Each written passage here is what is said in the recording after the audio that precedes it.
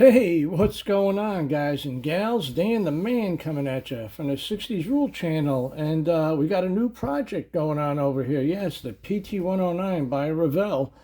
Neat little kit over there. I think it's from 1987. And not too bad. We're doing pretty good. We're making good progress over here. So let me move this out of the way over here, and I'll show you what we got done so far.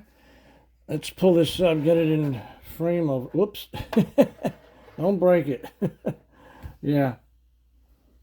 So we got all the sub-assemblies done on here, and you got see the gun turret tops we put on there, and all these partitions were separate pieces, the cabin hatch and the rear hatch, and a couple other cleats on there we had to glue on there, and then we hit it with the just that gray primer for now, and so far so good. And I've been doing a lot of research on this. And the other day I actually watched the movie PT-109. Movie came out in 1963.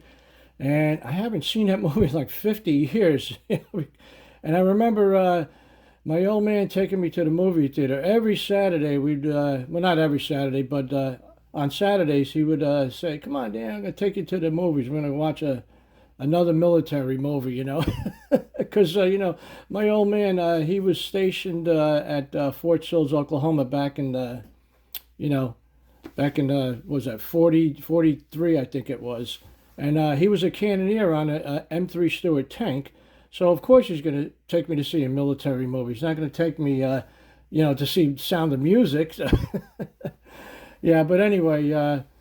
One thing though in the movie, the one part I think they left out of the movie is what led up to the ship being hit by that Japanese destroyer.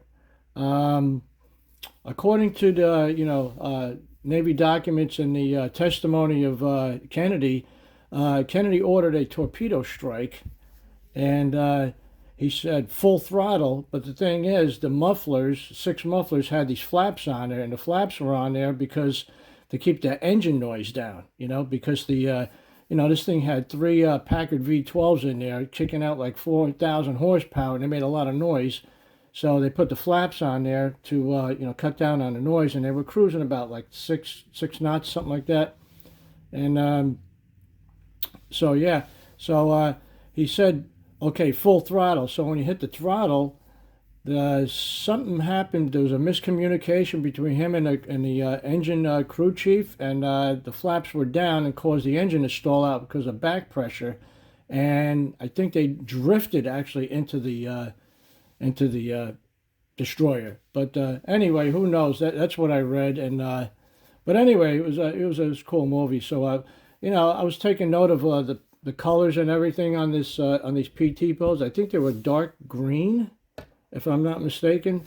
And I got some colors over here I might try. We got some olive drab over here. And then we got this color over here. This is called olive green. A little variation. I think I'm going to try on a spoon, and we'll see how that works out, And we got other items over here painted up. We got all the torpedo tubes. These are all assembled already. They've been primed, so we're going to paint those. But I think I'm going to paint them separate because these pieces over here are supposed to be a metal color, but I don't know if they had any really exposed metal because the Japanese patrols at night, they were cruising. If they seen anything reflective off the water, that would be a dead giveaway, And also, one of the crew members from the PT 109 said that for a small boat, this thing produced a big wake. So that's what the Japanese patrol boats. They got these big searchlights. If they saw a wake, and then they knew, hey, there's going to be a boat nearby. So yeah. But anyway, yeah, we'll do a lot of detailing here and there, And basically, most of the boat here is all the same color. There was no contrasting colors on here. And what else do we do? Oh, we got the guns over here. I painted those in a. I don't know if you can see that or not. I hit it with cold rolled steel. Right. The instructions suggest black, but I got a metal color on there. Right. And then we got the little life preservers. We'll paint those later on. And what else we got over here? Oh, we got the mufflers, so I'm going to paint these separate too. because I think they were like a metal color, and they were probably all rusty too from all that salt water, you know. And then we got the wheel there, that's going to be black, and then we got the raft. So we're going to have to detail that. And here's the little mast over here, and some other railing pieces over there.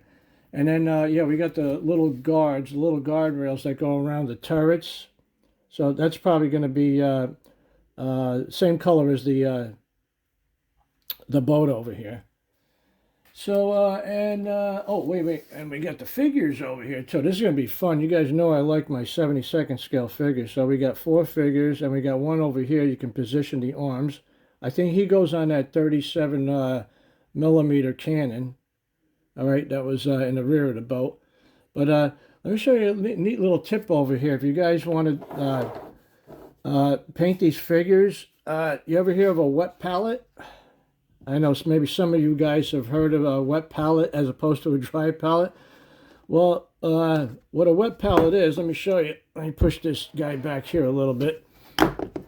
Matter of fact, I got this at, this is actually a food storage container. It's made out of glass. You can get it at any supermarket.